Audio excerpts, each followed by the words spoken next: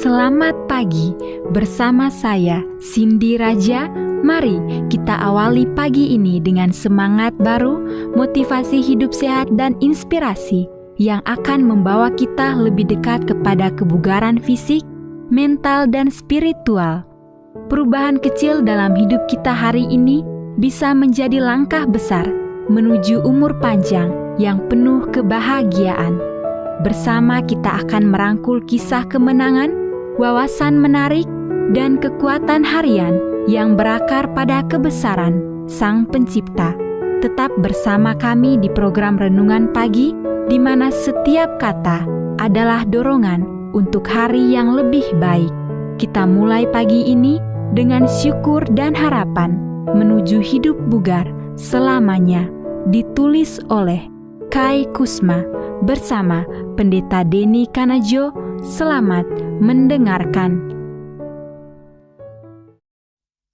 Shalom, selamat pagi para pendengar yang diberkati oleh Tuhan dimanapun Anda berada saat ini. Kita akan sama-sama mendengarkan firman Tuhan melalui audio Renungan Pagi. Pada tanggal 11 April 2025 dengan judul Paradoks Menurunkan Berat Badan.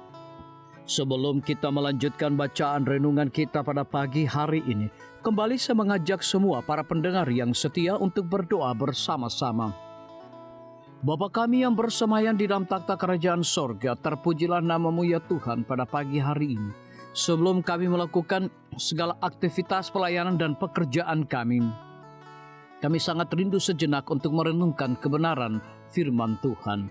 Terima kasih Tuhan Yesus, ampuni kami Bapa, karena kami sudah berdoa hanya di dalam nama Tuhan Yesus, Juru Selamat kami. Amin. Ayat inti kita terambil di dalam Mazmur 33 ayat yang ke-11, demikian firman Tuhan. Tetapi rencana Tuhan tetap selama-lamanya, rancangan hatinya turun-temurun. Mari kita ikuti penjelasannya.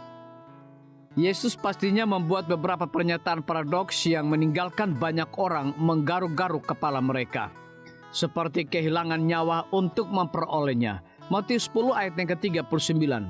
Yang terkecil adalah yang terbesar, Lukas 9 ayat yang 48. Yang terdahulu akan menjadi yang terakhir, dan yang terakhir akan menjadi yang terdahulu. Markus 10 ayat yang ke-31. Kasihilah musuhmu dan berdoalah bagi mereka yang menganiaya kamu. Matius 5 ayat yang ke-44. Jika obesitas menjadi masalah pada masa itu, saya yakin dia akan mengatakan sesuatu yang sama paradoksnya. Jika Anda ingin menurunkan berat badan, Anda harus menambah berat badan. Kedengarannya tidak masuk akal. Biar saya jelaskan. Menurunkan berat badan adalah resolusi tahun baru nomor 1 yang dibuat dan dilanggar setiap tahun. Kemanapun Anda berpaling, iklan televisi, iklan cetak, tanda-tanda di tiang telepon, email, Anda dapat menemukan iklan terbaru cara cepat menurunkan berat badan. Orang Amerika menghabiskan sebanyak 33 miliar dolar demi obsesi kehilangan berat badan. Meskipun banyak orang mencoba menurunkan berat badan karena alasan keindahan dan kecantikan, ada saja alasan medis yang masuk akal mengapa orang yang mengalami obesitas perlu menurunkan berat badan. Banyak penyakit kronis seperti diabetes tipe 2, hipertensi, penyakit jantung, dan bahkan kanker pun berhubungan dengan obesitas. Lalu mengapa saya percaya Yesus akan mengatakan kita perlu menambah berat badan agar dapat menurunkan berat badan? Karena dia tahu bahwa ketika berat badan Anda turun dengan cepat melalui gimmick, menahan lapar, dan diet tidak masuk akal, Anda akhirnya kehilangan berat badan yang salah, yaitu otot dan air, sementara tubuh dalam pengaturan untuk terus menambah lemak.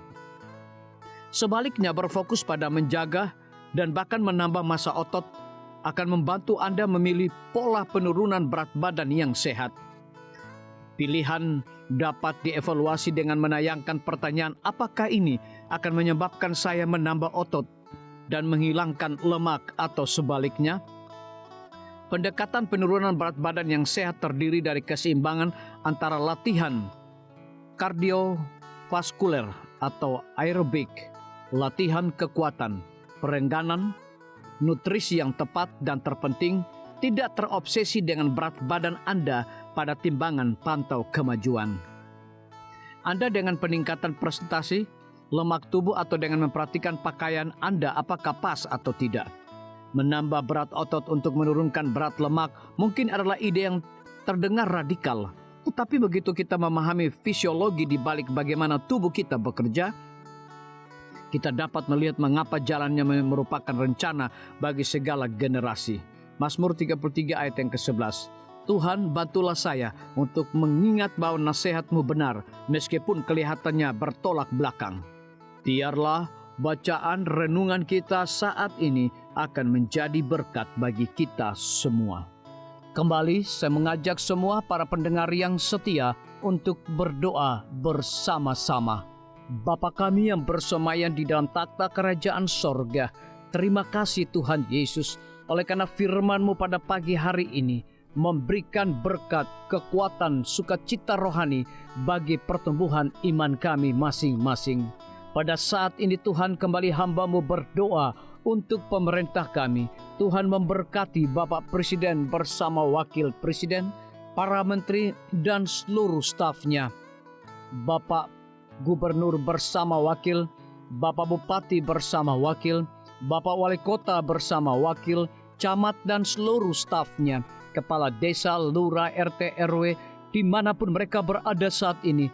Tuhan lindungi mereka, pelihara mereka, curahkan mereka hikmat pengetahuan sorga, kekuatan kesehatan, agar mereka dapat menjalankan roda pemerintahan boleh sesuai dengan amanah dan titah Tuhan sendiri. Tidak lupa juga kami menyerahkan pimpinan-pimpinan organisasi gerejawi Tuhan dari tingkat yang tertinggi sampai kepada seluruh gembala jemaat. Tuhan urapi mereka, Tuhan berkati mereka. Mereka sangat butuh kuasa Roh Kudus dalam pelayanan mereka setiap hari. Para tim medis, Tuhan berkati dokter umum, dokter spesialis, perawat bidan, para apoteker, dan semua yang memberikan waktu dan tenaga mereka melayani di rumah sakit, puskesmas, bahkan pustu kepada setiap para pasien yang datang membutuhkan pertolongan pelayanan mereka. Engkau berikan mereka sukacita sorga, roh dedikasi yang tinggi, agar mereka dapat memberikan pelayanan yang terbaik, sehingga dengan bantuan dan jamahan Tuhan, semua para pasien dapat memperoleh kesembuhan. Guru-guru, kepala sekolah, setiap siswa, mahasiswa, dosen, rektor di setiap lembaga pendidikan swasta maupun negeri, Tuhan urapi mereka agar mereka dapat mendidik setiap siswa maupun mahasiswa untuk memiliki nilai-nilai religius di dalam diri mereka masing-masing. TNI, Polri, PNS, wira swasta, petani, pedagang, nelayan, ojek online, saudara-saudara kami juga yang ada di dalam penjara, Tuhan hiburkan mereka, Tuhan berkati mereka, cukupkan kebutuhan mereka, dan berikan juga mereka sukacita senantiasa. Para pendengar yang setia yang berulang tahun saat ini dimanapun mereka berada, biarlah dengan bertambahnya usia yang Tuhan percayakan dalam hidup mereka, mereka hidup selalu bersyukur, berterima kasih, dan menjadi saluran berkat bagi sesama manusia. Yang berada di dalam kebimbangan ketidakpastian hidup, Tuhan juga berikan iman yang teguh kepada mereka. Terima kasih Tuhan Yesus, ampuni kami Bapa, karena kami sudah berdoa hanya di dalam nama Tuhan dan Juru Selamat kami. Amin. Demikian firman Tuhan yang telah kita dengarkan. Semoga hari ini menjadi berkat bagi kita semua. Sampai jumpa. Tuhan memberkati.